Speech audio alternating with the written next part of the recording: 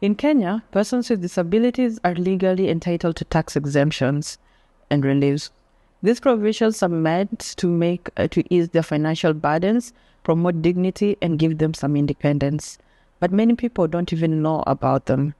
There is that silence on business permits, accessible washrooms, there's silence on parking fees, there's silence on having marketplaces. If you are employed, you have a right to say this is something that I need to have so that I can be on the same level with persons without disabilities, and also access to justice. Right now, persons with disabilities, if you feel like your rights have been discriminated against, you have a right to appeal at the High Court, and you have a right for free legal aid.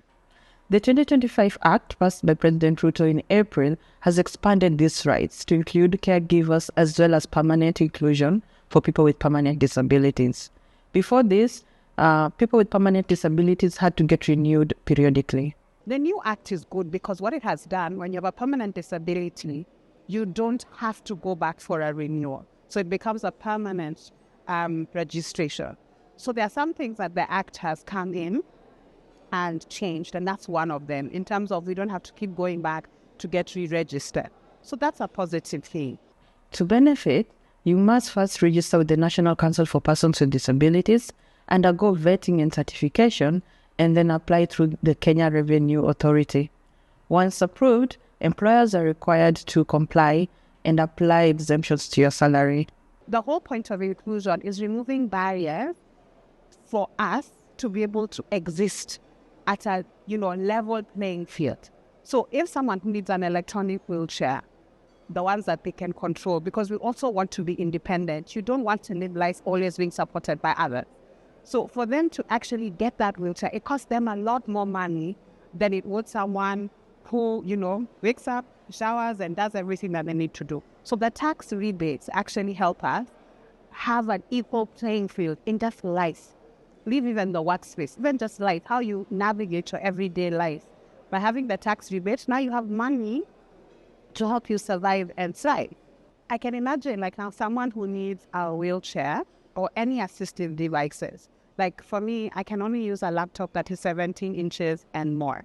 That means I cannot use a cheap laptop. It is what it is. So if I don't get tax breaks, I will spend money continuously paying for things that help me exist. The 2025 Persons with Disabilities Act promised relief, but the gaps are huge. Section 4 of the Act has no clear guidelines for implementation. I'm not really sure how the implementation part of it will be, because in the Act, there is a provision that states the 5% of persons with disability to be employed. But again, in that 5%, how many women with disability will be incorporated in the 5%, that part, of which there is no indication of it. It just includes all persons with disability. And as you know, women with disability, most of the time we are overlooked. We don't really get the opportunity easily like the men with disability.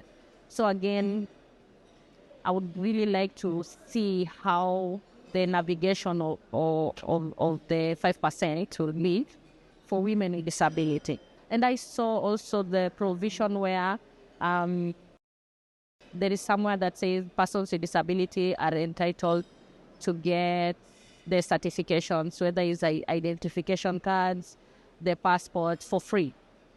Yes, and I'm not really sure how that will work. I don't know if it's something that the ministry really understand, because as I understand right now, if you're going for identification card, you just pay like the other people. You won't be exempted from that.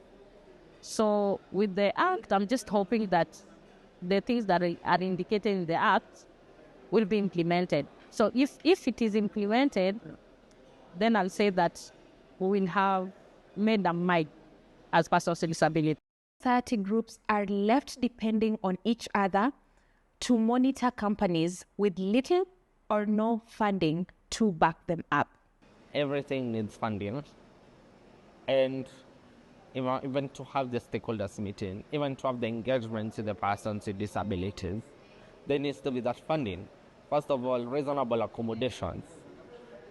We need, in order for us to have an accessible place, meetings to hold these meetings, we need to have funding so that we can accommodate the reasonable accommodations. And then also, even with the implementation, we need funding, because you're not going to say we are going to look into this and now be a watchdog.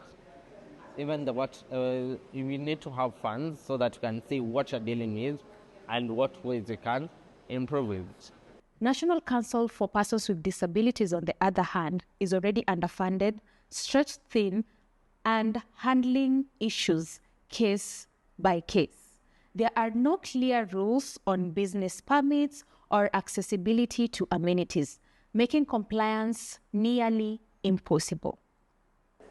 I can say persons with disability do face a lot of challenges in terms of when they are accessing the tax compliance, the tax exemption. For me, I was suggesting if it is okay, them digitalizing the document instead of them going to National Council or the KRA, because you see, even the cost itself is quite expensive. Because you see, somebody needs a guide. Because for me, like you see, like, you know, I'm visually impaired, I need a guide, and it's quite expensive from here to somewhere else. So in terms of accessibility also, it's quite a challenge in terms of going to the National Council, moving from there, going to KRA, there, and then also there's a letter that you are given at City Hall. It's a blue form. So it's quite expensive and also tiresome and costly. Please remember, the tax relief is not charity, it is your right. The law it clearly states that people with disability are supposed to be supported to live independently and with dignity and give them equity. If you are eligible, know your rights, apply and claim what is yours. I really appreciate this act that has come in, because it has recognized the caregiver, the person with disability, and also that clause of severe disability has kidogo loosened kidogo, then it was about only severe with disability. So for me, I really appreciate the act, and I appreciate the president, and also the nominated Senate, and the OPDs, and also what